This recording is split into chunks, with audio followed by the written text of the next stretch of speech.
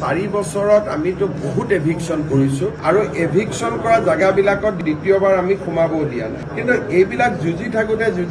10-15 বছৰ যুঁজিব লাগিব আৰু বহুত সময়ত মানুহে নুবুজে যে নোটিছখন দিলেই হ'ল নোটিছখন দিলেও নহব সুপ্ৰিম কোৰ্টে এটা নিয়ম বনাই দিছে তাকো পালন কৰিব লাগিব কিন্তু প্ৰত্যেকখন জিলাতে এটা অন্তত আমি এভিকশন কৰিছো আৰু আমাৰ দিনত আটাইতকৈ ডাঙৰ সফলতা হ'ল যে এতিয়া মানুহে মাটি দখল কৰিব ভয় কৰে আগতে যেনেকে দখল কৰিছিল মই এটা আপোনালোকক সৰু উদাহৰণ দিছো কেইদিনমান আগতে মই গোৱালপাৰা পূবত গৈছিলো গোৱালপাৰা পূবটো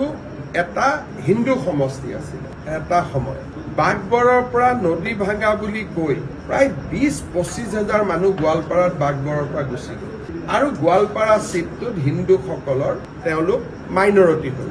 এই কথাটোকে মই মনত ভাবি আছো যে যদি কোনোবা এটা সমষ্টিত নতুনকৈ মানুহ আহি সমষ্টিটোৰ জনগাঁথনি পৰিৱৰ্তন কৰে সেইটো ৰাজনৈতিকভাৱে ভয়াৱহ সেইকাৰণে সিদিনাখন গোৱালপাৰাত গৈ মই নিজে পৰিৱেশটো লক্ষ্য কৰি আহিছো আৰু তেওঁলোকে ভোটৰ নামটো বদলাই লয় আৰু ভোটৰ নামটো বাগবৰত ৰাখিলেও বেলেগ কথা আছিলে যদি ইজনে সিজনৰ প্ৰতি আমি সন্মান নেদেখাও আৰু মানুহে যদি ভাবে যে আমি দখল কৰো তেতিয়ালে অসমৰ পৰিৱেশটো বেয়া হ'ব কিন্তু বাগবৰৰ মানুহ যদি বাগবৰতে থাকে জনিয়া মানুহ জনিয়াত থাকে নলবাৰী মানুহ নলবাৰীত থাকে তেতিয়া এই সংঘাতটো নোহোৱা হৈ যায় এই কথাটোকে মই আমাৰ সংখ্যালঘু নেতাখিনিক বুজাই থাকো যে আপোনালোকে অলপ কিছুমান কথা বুজক যদি আমিও আপোনাৰ কথা বুজো আপুনিও আমাৰ কথা বুজে তেতিয়া অসমতো অশান্তি গণ্ডগোল কতো নহয় প্ৰথমতে মাটি ল'ব মাটাৰ পিছত তাতে ভাড়াঘৰ বনাব ভাড়াঘৰ বোৱাৰ পিছত ভোটাৰ তালিকাৰ নামটো বদলাব এইটো অলপ বেয়া পথ